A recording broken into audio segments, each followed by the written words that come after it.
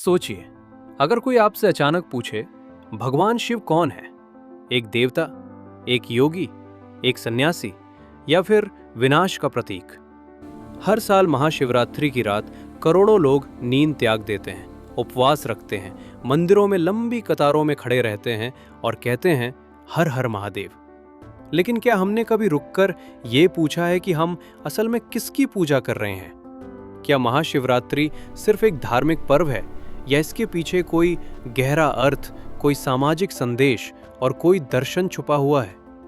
आज की इस डॉक्यूमेंट्री में हम आस्था को ठेस पहुंचाए बिना महाशिवरात्रि को इतिहास, समाज और तर्क तीनों की नजर से समझने की कोशिश करेंगे। हर वीक ऐसी पावरफुल डॉक्यूमेंट्रीज के लिए सब्सक्राइब बटन दबा दो। भारत में त्योहार सिर्फ पूजा पाठ तक सीमित नहीं होते, वे हमारे समाज की सोच, हमारे डर और हमारी उम्मीदों को भी दर्शाते हैं। महाशिवरात्रि ऐसा ही एक पर्व है जो उत्तर भारत से लेकर दक्षिण भारत तक लगभग हर संस्कृति में किसी न किसी रूप में मौजूद है। ये पर्व जुड़ा है भगवान शिव से, लेकिन शिव को समझना आसान नहीं है, क्योंकि शिव ना तो पूरी तरह देवता है, ना पूरी तरह इंसान। वे कैलाश पर भी हैं और शमशान में भी, वे ध्यान में भी हैं और तांडव में भी। यानी शिव एक कॉन्ट्राडिक्शन है और शायद यही उन्हें खास बनाता है। अगर हम इतिहास में जाएं तो शिव की पूजा वैदिक काल से भी पहले की मानी जाती है।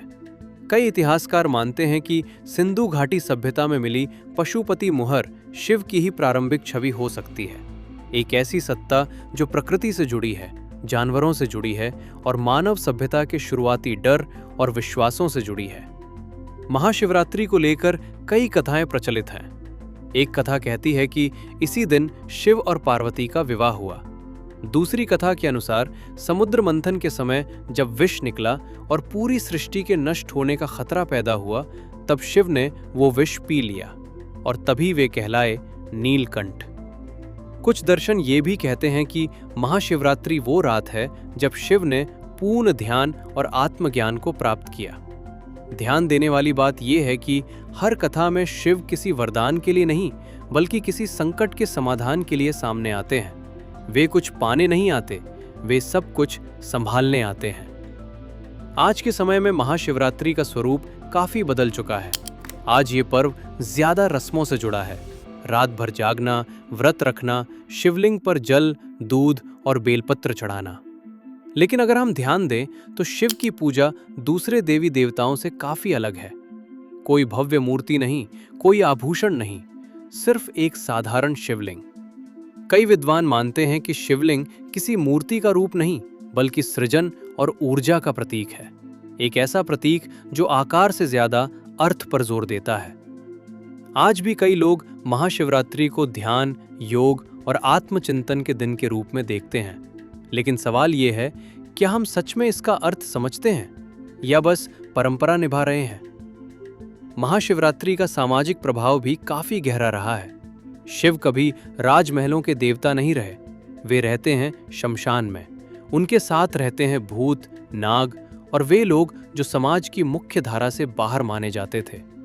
इसीलिए आदिवासी समुदाय, दलित समुदाय और समाज के हाशिए पर खड़े लोग शिव से गहराई से जुड़े रहे हैं। शिव का संदेश सीधा और स्पष्ट है, सत्ता से दूरी, दिखावे से दूरी और संतुलन में जीवन। लेकिन हर चीज की तरह महाशिवरात्रि पर भी सवाल उठते हैं। क्या आज ये पर्व सिर्फ एक धार्मिक आयोजन बनकर रह गया है? क्या हम पूजा तो करते हैं लेकिन दर्शन को भूल चुके हैं? और क्या उपवास और जागरण हर किसी के लिए स्वास्थ्य के लिहाज से सही है? इन सवालों को पूछना आस्था का अपमान नहीं है, बल्कि ये संकेत है कि हम अपनी परंपराओं को समझना चाहते हैं। आने वाले समय में महाशिवरात्रि दो अलग अलग दिशाओं में जा सकती है।